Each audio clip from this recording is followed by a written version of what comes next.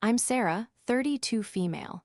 I live with my husband, David, in a cozy suburban house that he, as an architect, designed down to the last detail. I work as a data analyst, which means my brain is wired to find patterns in chaos, a skill that would soon become unexpectedly crucial in my personal life. My story is about how a simple act of generosity, sharing an online shopping account, led to a betrayal that was as calculated as it was cheap, and how I used my own unique skills to serve a dish of revenge that was perfectly tailored. Before this story unfolds, I'd love to connect with you. Please let me know in the comments where you're watching from and what time it is in your corner of the world. It's amazing to see how far these stories can travel. My relationship with my sister-in-law, Emily, had always been pleasant. It was the kind of pleasant you maintain with family you don't choose. She's David's younger sister, and the dynamic in their family was crystal clear from the day I met them. David was the responsible, steady older brother, and Emily was the darling, the one who could do no wrong in the eyes of their mother, Karen. Emily worked part-time at a high-end clothing boutique, a job that seemed to fuel her desire for a lifestyle well beyond her means. She was always dressed in the latest trends, her social media a carefully curated gallery of outfits, brunches, and weekend trips. The whole thing started about a year after David and I got married. We were all over at Karen's for Sunday dinner, and Emily was lamenting how she couldn't get free shipping from Stylespree, our favorite online clothing retailer, because she never spent enough to meet the minimum threshold. Stylespree was our go-to for everything from work blouses to vacation dresses. They had a premium membership that offered free express shipping on all orders, no minimum, plus early access to sales. I had been a premium member for years. "It's so frustrating," she sighed, scrolling through her phone. "This dress is perfect for Ashley's party, but by the time I add enough to my cart to get free shipping, I can't afford any of it." David, ever the problem solver, chimed in without a second thought. "Sarah has the premium account. Why don't you just use hers, Em? You can just pay her back for whatever you buy." I smiled, seeing no harm in it. "Of course, Emily, it's no problem at all. We can just add you as a user on the account. You can use your own credit card, and it'll all ship to our address since we're home more often to receive packages. You can just swing by and pick your stuff up." Karen beamed. "Oh, Sarah, that's so generous of you. See, Emily, family helps family." Emily's face lit up. "Are you serious? That would be amazing. Thank you, thank you." And so it began. The generosity trap was set, and I had just walked right into it, holding the door open for my own demise. For the first few months, it worked perfectly. Emily would place an order, the box would arrive at our house, and she'd come by that weekend, full of thanks, and pick it up. She always paid me back promptly via payment app. The boxes were always addressed to me, but the packing slip inside would have her name on the items she'd ordered. It felt like a simple, harmless arrangement that made her life a little easier. The first hint of something being off was subtle. I started noticing that I was returning more items than usual. Or rather, the account history showed more returns than I remembered making. I'd log in to check the status of an order and see a credit issued for a returned item. When I'd ask Emily about it, she'd have a ready explanation. "Oh, that blue top? The color was completely different in person, it was hideous." Or, "Those pants were cut so strangely, they didn't fit at all." I didn't think much of it. Online shopping is a gamble. Returns are part of the game. I'm a data analyst, so I'm used to a certain margin of error. A 20–30% return rate on clothing wasn't unheard of. I just figured she was pickier than I was. My own return rate was probably less than 5%. I tend to research things to death before I buy them, reading every review and checking the sizing charts against a tape measure. Emily was more of an impulse shopper. It made sense that her returns would be higher. The real shift happened about 6 months in. Emily started ordering more frequently. Multiple boxes a week would show up on our porch. David even joked about it. "Is your front porch the new Stylespree distribution center?" he'd ask as he navigated the small mountain of cardboard. When Emily came to pick them up, her enthusiasm seemed a little forced. She'd grab her packages and be gone in a flash, a quick thanks, "Sar," thrown over her shoulder as she hurried to her car. The reimbursements were still coming through, so financially I wasn't out anything. But a small, nagging feeling started to grow in the back of my mind. It was a slight anomaly in the data, a blip I couldn't quite explain. Then came the incident with the red dress. I had ordered a beautiful, floor-length red gown for a charity gala David's firm was hosting. It was a splurge, but it was a big event and I wanted to feel special. The dress arrived and it was perfect. I tried it on, felt like a movie star, and carefully hung it in my closet, eagerly awaiting the event. A week later, I logged into my Style Spree account to track another package and saw a notification: "Your return has been processed. A credit of $280 for the scarlet evening gown has been applied to your account." My heart sank. That was my dress. I ran to my closet and sure enough, the garment bag was empty. Panic set in. Had I been robbed? Did I somehow return it by mistake? I called David, my voice trembling. He was as confused as I was. We checked our security cameras, but there was nothing unusual. My next call was to Emily. I tried to keep my voice even. "Hey Em, weird question. Did you happen to see that red dress I ordered from Style Spree? It seems to have gone missing, and the website says it was returned." There was a pause on the other end of the line. "Oh, the red dress? Oh my gosh, Sarah, I am so sorry," she said, her voice dripping with artificial sweetness. "I saw it in the box and thought it was something I'd ordered and forgotten about. I tried it on, and it just didn't look right on me, so I packed it up with a few other things I was returning. I didn't even realize it was yours until you just said something. I am so sorry." It was a flimsy excuse. Our orders were clearly delineated on the packing slips, but I wanted to believe her. I wanted to believe it was a simple mistake. "Okay," I said slowly. "Well, the gala is next weekend. I guess I'll have to find something else." "I feel terrible," she said, and she almost sounded sincere. "Let me know if you need help shopping." I hung up the phone feeling unsettled. It was an expensive mistake. The incident left a bitter taste in my mouth, but I pushed it down. Confrontation wasn't worth it. It was just one dress. But looking back, that was the moment the trap sprung shut. I was being played, and my own desire to keep the peace, to be the generous sister-in-law, was the bait. I was so focused on maintaining the calm surface of our family relationship that I failed to see the predatory currents swirling just beneath. The account wasn't just a convenience for her anymore. It was a tool. And I was about to find out just how ruthlessly she was using it. The week after the red dress incident was tense. I managed to find a replacement dress for the gala, but the magic was gone. Every time I looked at it, I felt a pang of resentment.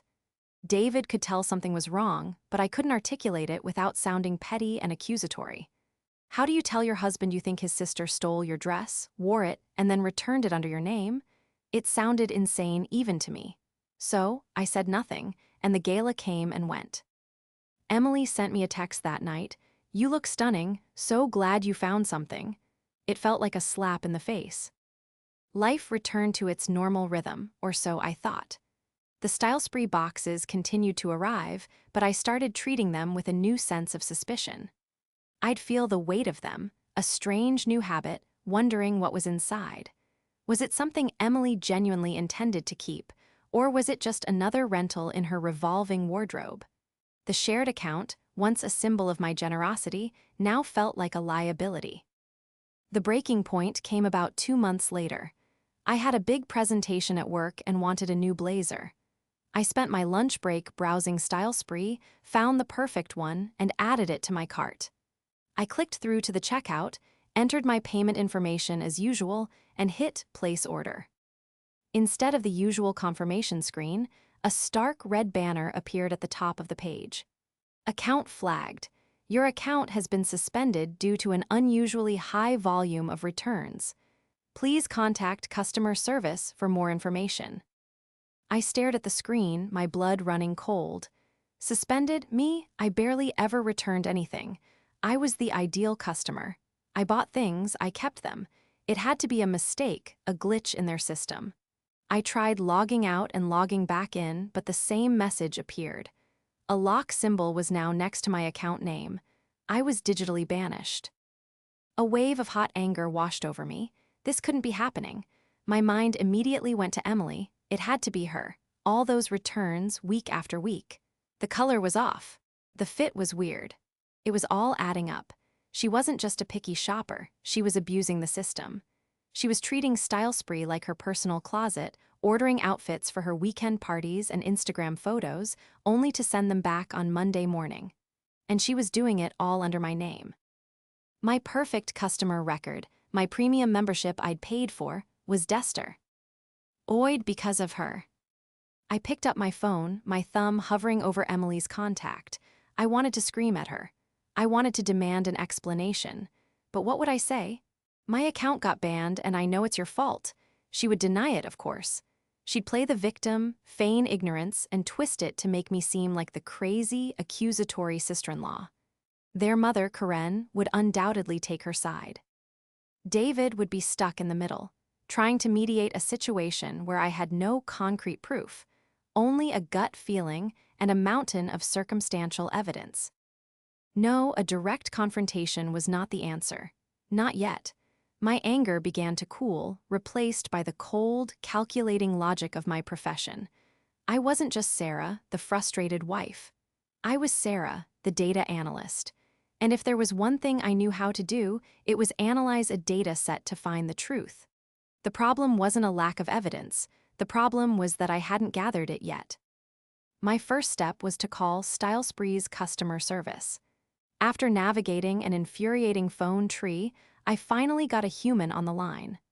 I explained the situation calmly, stating that I believed there had been a mistake. The representative, a woman named Linda, was polite but firm. "Ma'am, I understand your frustration, but our system automatically flags accounts with return rates that suggest wardrobing or return abuse. Looking at your account history, over the last 6 months, your return rate has been over 85%. 85%, I choked out. That's impossible. I'm just reading what the system says, ma'am, Linda replied, her voice impassive.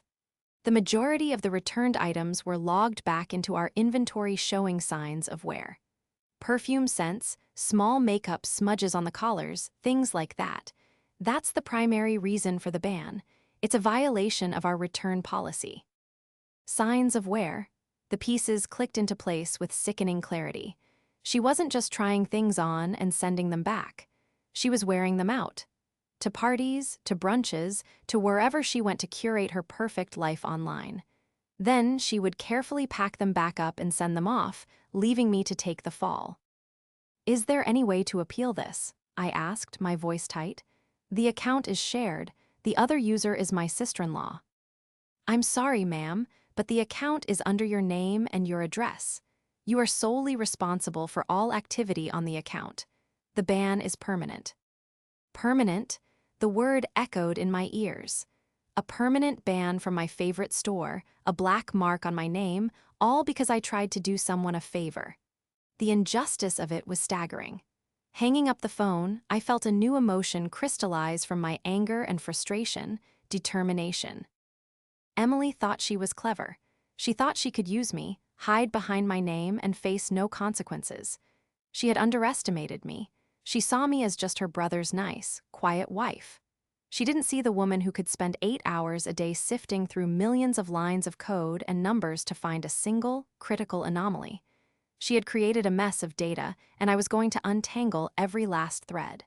The ban wasn't the end of the story. It was the beginning.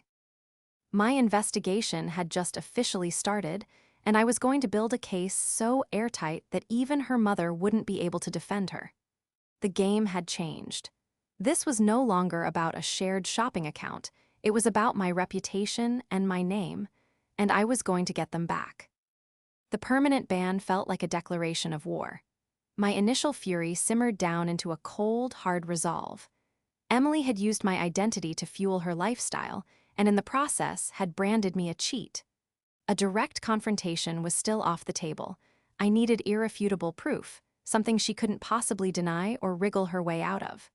My mind, trained to see patterns and discrepancies, immediately started formulating a plan.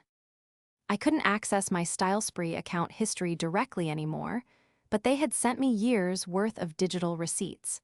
My email inbox was a treasure trove of data just waiting to be analyzed. My first step was to create a dedicated folder in my email client, which I cryptically named Project Wardrobe. I spent the next 2 evenings meticulously searching for every email from StyleSpree, order confirmations, shipping notifications, and most importantly, return confirmations. I dragged every single one into the folder. It was a tedious process, but with each email, the timeline of deceit became clearer. I had hundreds of them. The real work began once I had all my data in one place. I needed a way to cross-reference what I had bought for myself versus what Emily had bought. Fortunately, StyleSpree's ordering system was consistent. When Emily placed an order, the items she selected were listed on the confirmation email under the heading, Items for Emily. It was a feature of the shared account that I had at the time, faux. Inconvenient, now it was my smoking gun. I fired up a new spreadsheet, the familiar grid of cells a comforting sight. I created columns for order date, item name, price, ordered by Sarah or Emily, and return status. I went through the emails one by one, painstakingly populating the spreadsheet. It took hours, but as the rows filled up, the pattern emerged, stark and undeniable. My own orders were simple and consistent. I'd buy a few items every month or so. My returns were minimal, maybe 1 item out of every 20 I purchased. Emily's orders, on the other hand, were a chaotic flurry of activity. Multiple orders a week, often for single, expensive statement pieces, a cocktail dress, a designer handbag, a pair of trendy boots. And nearly every single item she ordered was followed by a return confirmation email a week or 2 later. Seeing it laid out like that was one thing, but it was still just my word against hers. She could still claim she just didn't like the items. The customer service representative had mentioned that the returned items showed signs of wear, but I had no way to prove that.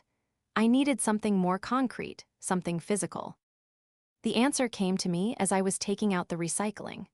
Our city has a very specific recycling program, and I was flattening cardboard boxes in the garage. Among them were a half-dozen StyleSpree boxes from the past few weeks that Emily hadn't bothered to take with her. She would just rip them open in our entryway, grab her clothes, and leave the packaging for me to deal with. It used to annoy me. Now, it was a stroke of luck. Inside one of the boxes, tucked under a flap, was the return shipping label she had used. And on that label was a tiny but crucial piece of information: the shipping weight. A jolt of excitement shot through me. The weight, that was it. That was the key. Every original shipping notification from StyleSpree included the total weight of the package they had sent me. If Emily was returning her worn clothes by stuffing them into the boxes from my legitimate purchases, the weights wouldn't match up.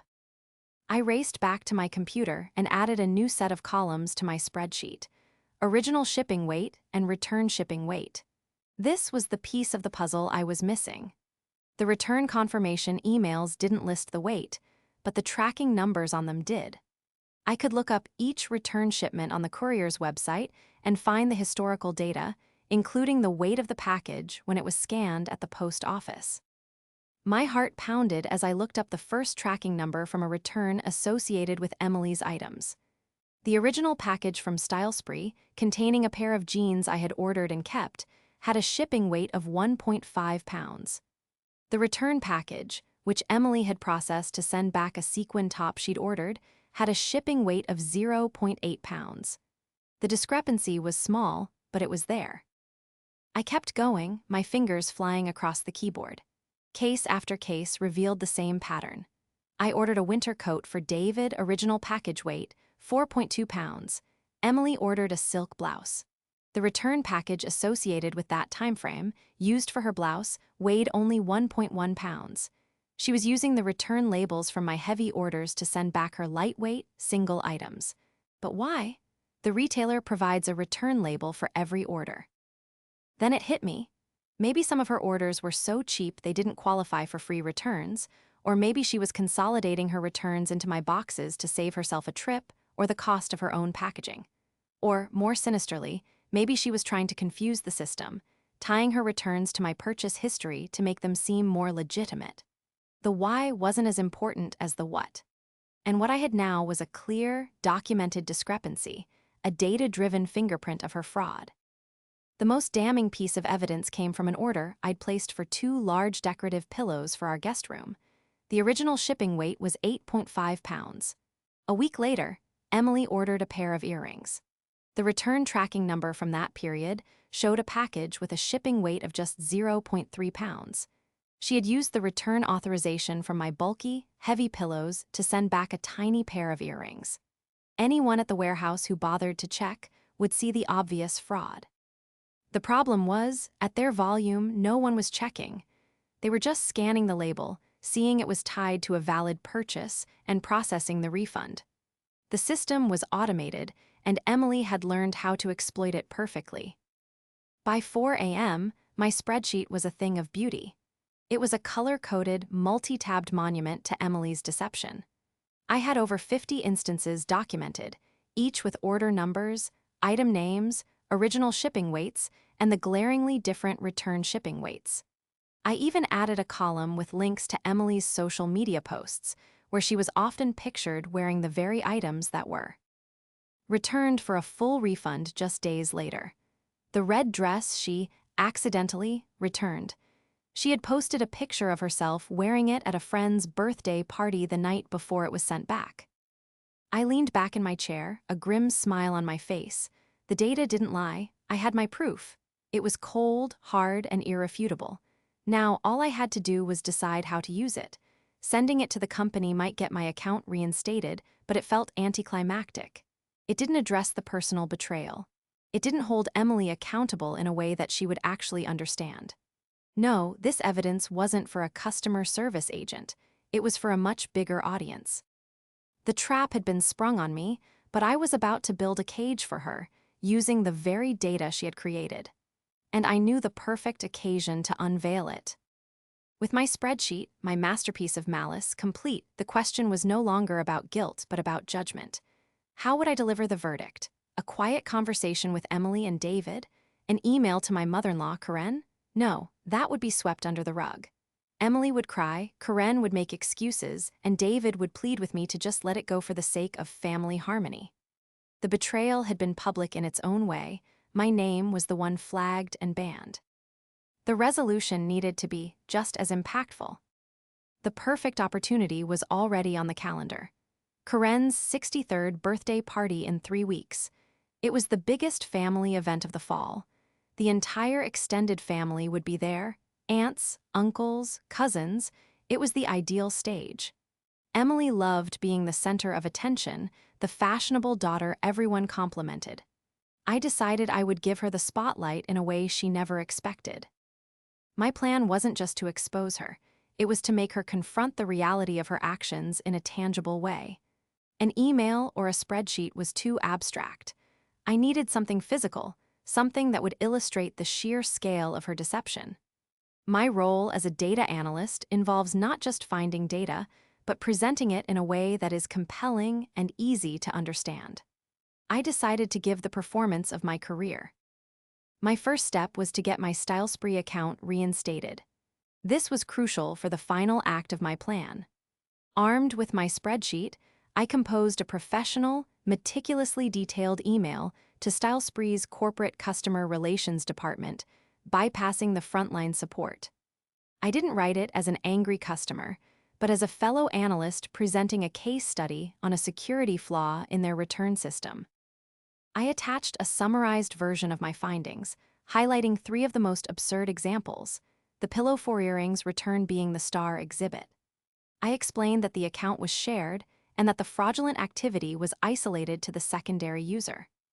I concluded by stating that while I understood their position, a permanent ban on a loyal customer of 8 years due to the exploitation of their system by another individual seemed unjust. I proposed they review the evidence and reconsider. 2 days later, I received a phone call from a senior manager in their loss prevention department. He was astounded. "Ms. Last name," he said, his voice a mix of apology and admiration, "we have reviewed the data you sent. Frankly, We've never had a customer build a case like this. You've identified a significant loophole in our automated return processing. We are incredibly sorry for the action taken against your account." He explained that they were immediately lifting the ban and, as a gesture of goodwill, were issuing me a $500 store credit. "And as for the other user on your account," he added grimly, "we have flagged her name, and she will be permanently barred from ever opening an account with us." Victory, the first domino had fallen. I thanked him, accepted the credit, and immediately used a portion of it to execute the next phase of my plan. I went back to my spreadsheet and filtered for every item Emily had bought and fraudulently returned over the past year. The total came to 62 items: clothing, shoes, handbags, jewelry. The total value was just over $4,000. For the next week, I methodically repurchased every single one of those 62 items. Using the store credit and my own money, I placed order after order. Our front porch, which had once been Emily's personal wardrobe delivery zone, was now the staging ground for my revenge. Box after box arrived. David was bewildered. "Sarah, what is going on? Did you win the lottery? We're going to need a bigger recycling bin." "It's for a project," I told him with a cryptic smile. "You'll see." I unboxed each item carefully, removing the price tags but keeping the packing slips. I bought dozens of garment bags and arranged everything on a rolling rack in our spare bedroom.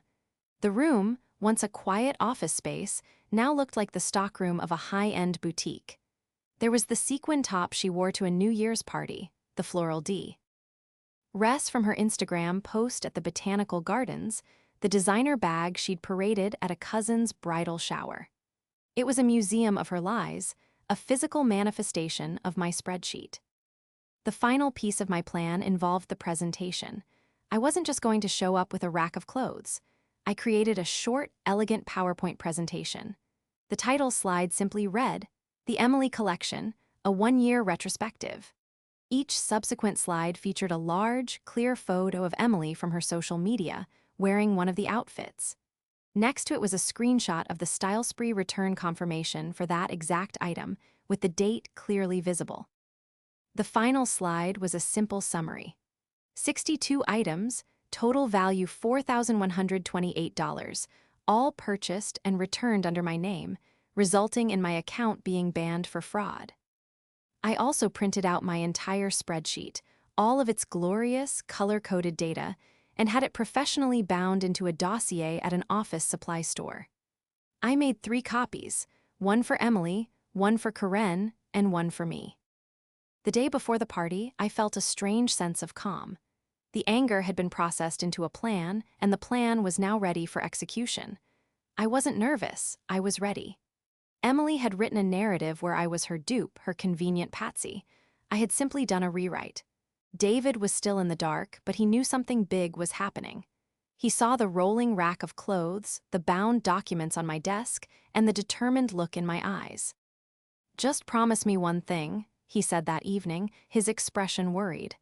"That whatever this is, we can come back from it." "I promise that after tomorrow, there will be no more lies," I replied.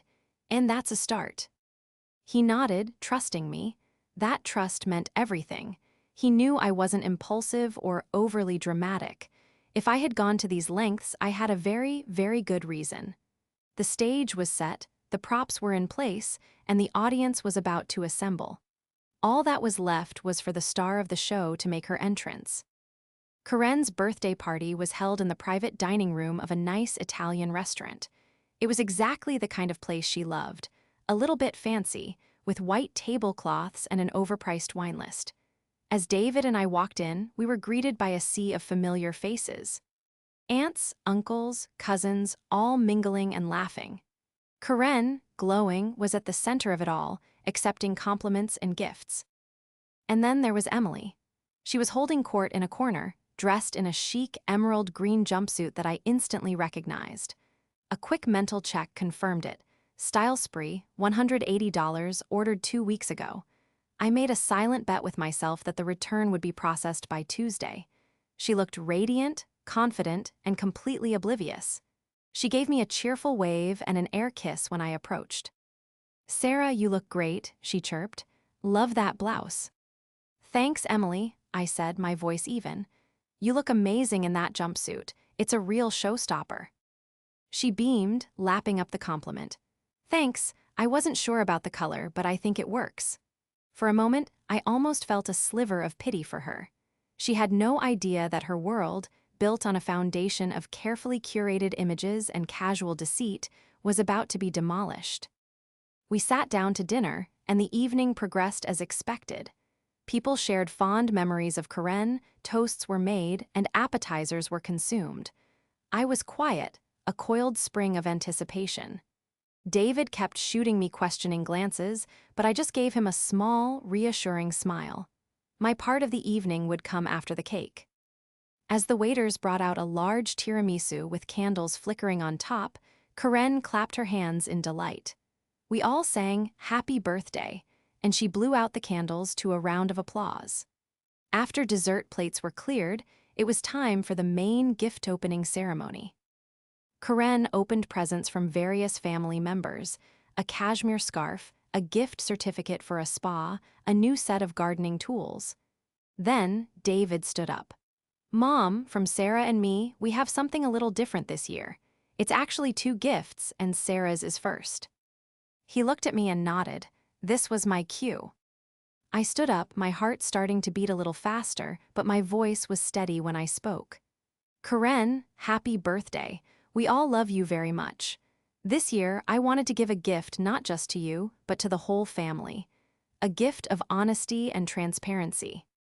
A few people looked confused. Emily shifted in her seat, a flicker of unease on her face.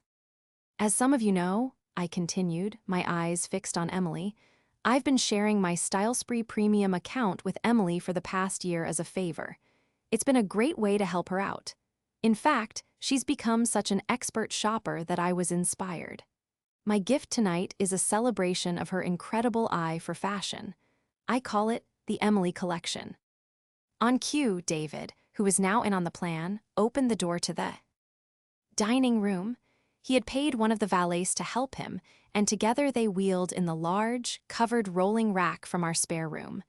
They positioned it at the front of the room. A murmur went through the crowd. I walked over to the rack and dramatically pulled off the sheet. There it was, all 62 pieces of clothing, shoes, and handbags gleaming under the restaurant's soft lighting. It was a stunning display of fashion. For a second, people looked impressed. "Wow," one of my aunts whispered. "Did you buy all that for her?" "Not exactly," I said, turning my attention back to Emily. Her face had gone pale, her confident smile completely vanished. She was staring at the rack, her eyes wide with dawning horror. She recognized every single piece. "This rack contains every item Emily has ordered from my account in the last year," I announced to the room. I was so inspired by her choices that I decided to buy them all again, as a permanent collection for her. Since she never gets to keep them, I thought it was time she had a wardrobe that didn't have to be sent back on Monday morning. The silence in the room was deafening. You could have heard a pin drop. Karen was looking from me to the rack to Emily, her expression a mess of confusion. "What are you talking about, Sarah?" Karen finally asked, her voice wavering. "I'm talking about the fact that Emily has been using my account as a free rental service," I said, my voice ringing with clarity. "She orders clothes, wears them for her social media posts and parties, like that lovely jumpsuit she's wearing tonight, and then returns them, worn, under my name. It got so bad that my account was permanently banned for return abuse. I was branded a fraud." I walked over to the table and placed the 3 bound dossiers on it. But don't worry, I got the ban lifted. Because unlike Emily, I keep my receipts. I slid one of the dossiers in front of Emily. Her hands were shaking as she looked at the cover. I gave the second one to Karen and kept the third. In there, you'll find a spreadsheet detailing all 62 fraudulent returns.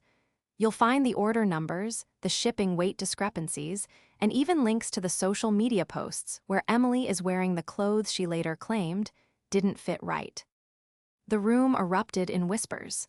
Everyone was staring at Emily, who looked like she was about to be sick. She wouldn't look at me, She wouldn't look at anyone. She just stared at the dossier as if it were a venomous snake. The gift had been delivered. Karen opened her copy of the dossier, her hands trembling slightly. She flipped through the first few pages, her eyes scanning the damning evidence. She saw the picture of Emily at a winery, smiling in a floral sundress, and right next to it, the return confirmation dated 2 days later. She saw the photo of Emily at a concert in a leather jacket, next to the return slip for that same jacket. Her face, already pale, lost all its remaining color. David's uncle, a blunt, no-nonsense man named Robert, was the first to speak. "Is this a joke?" he asked, looking around the room. "I wish it were," I said calmly, my gaze still locked on Emily. "The total value of the clothes Emily rented, using my good name, is over $4,000. The collective gasp in the room was audible. $4,000. It wasn't a life-shattering amount of money, but it was the scale of the deception that was shocking. The sheer audacity of it. Emily finally looked up, her eyes swimming with tears. But they weren't tears of remorse, they were tears of fury. "How could you do this to me?" she hissed, her voice trembling with rage. "At my mother's birthday party, you're trying to humiliate me." "Humiliate you?" I countered, my voice dangerously low. "You used my identity to commit fraud. You got my account banned. You wore my dress to a gala and then returned it, pretending it was an accident. The humiliation was all mine, Emily. I just decided to return it to its rightful owner. Think of this as my return policy." Karen slammed the dossier shut. "Sarah, this is a family matter. This should have been handled in private," she pleaded, her loyalty to Emily kicking in even in the face of incontrovertible proof. "I tried the private route," I shot back, my patience finally snapping. "I privately asked Emily about my missing dress, and she lied to my face. Your family matters seem to involve allowing Emily to do whatever she wants without consequences, while the rest of us are expected to clean up her mess. I'm done with that. This isn't just a family matter. It's a matter of my reputation, which she was happy to ruin for a new outfit." David stepped forward and put a hand on my shoulder, a silent show of support. "Mom, Sarah has been dealing with this for months. She has been incredibly patient. What Emily did was wrong. Deeply wrong." All eyes turned back to Emily, who had now resorted to sobbing. "I didn't mean for it to get so." "Out of hand," she cried, looking at her mother. "It just started as a small thing. I was just trying to keep up. My job is all about appearances." "So you stole appearances," David's Uncle Robert grunted, clearly unimpressed. The atmosphere in the room was thick with tension. The party was officially over. Some relatives were looking at Emily with disgust, others with a pity she didn't deserve. A few were staring at me, perhaps thinking I had gone too far. I didn't care.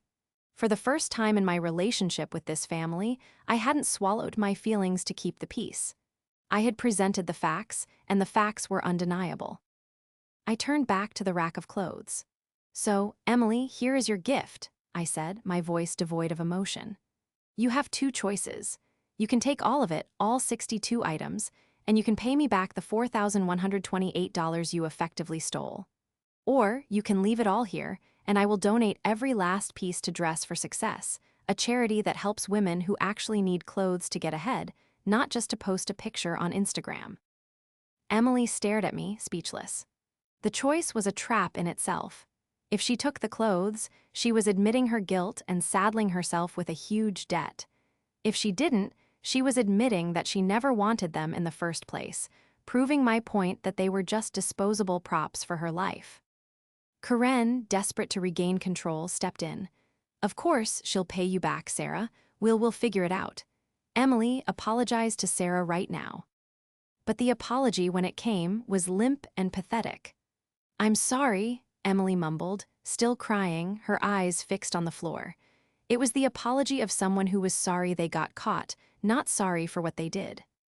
"I don't accept your apology," I said simply. "An apology is for a mistake.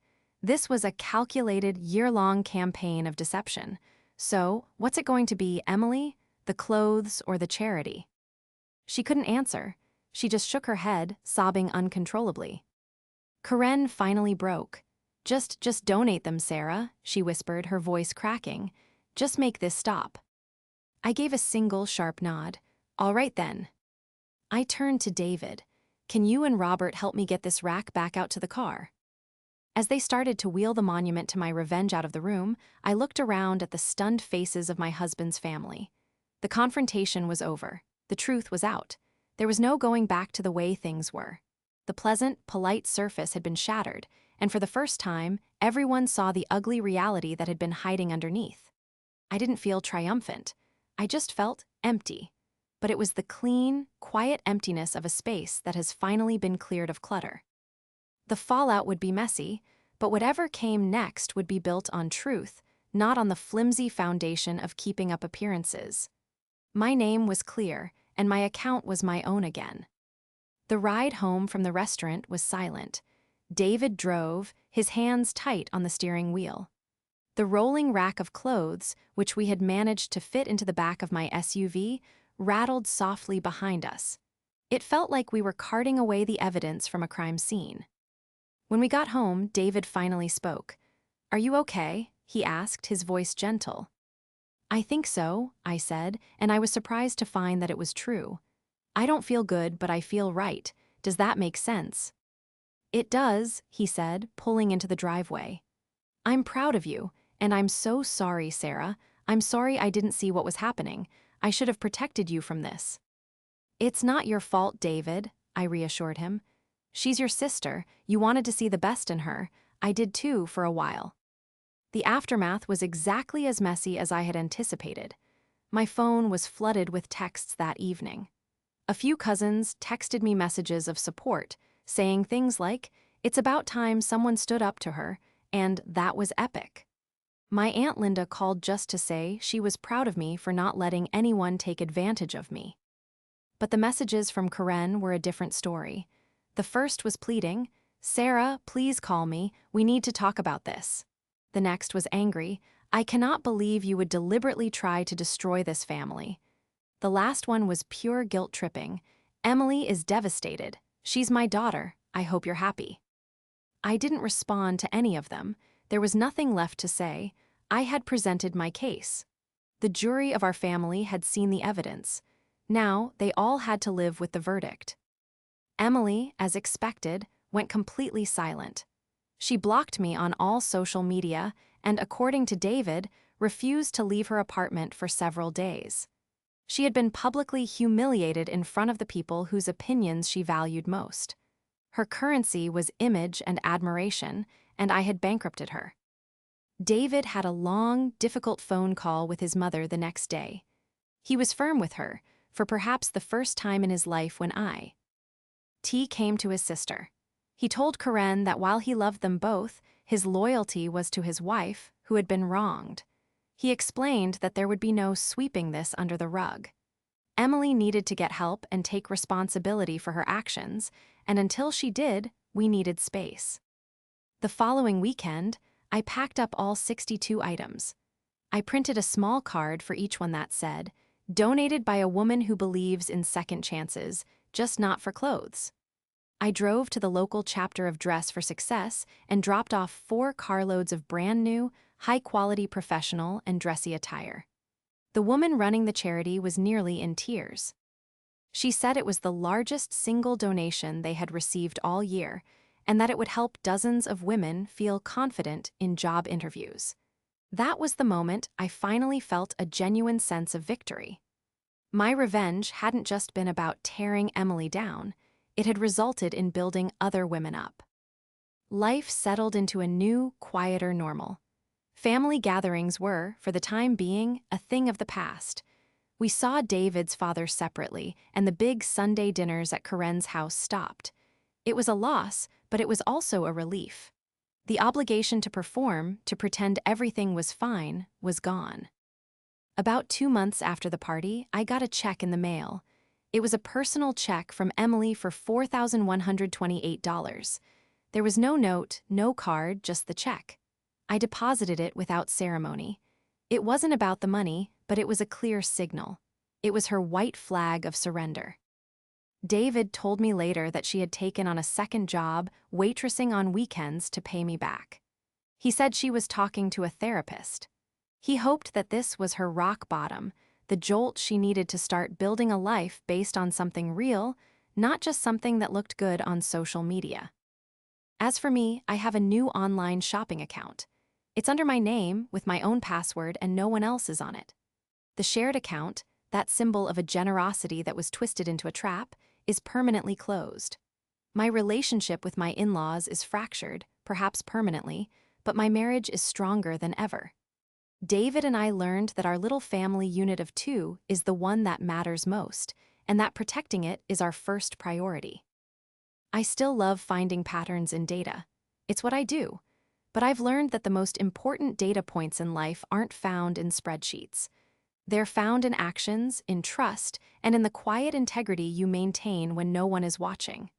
My name is cleared, the scales are balanced, and my closet is, for the first time in a long time, entirely my own.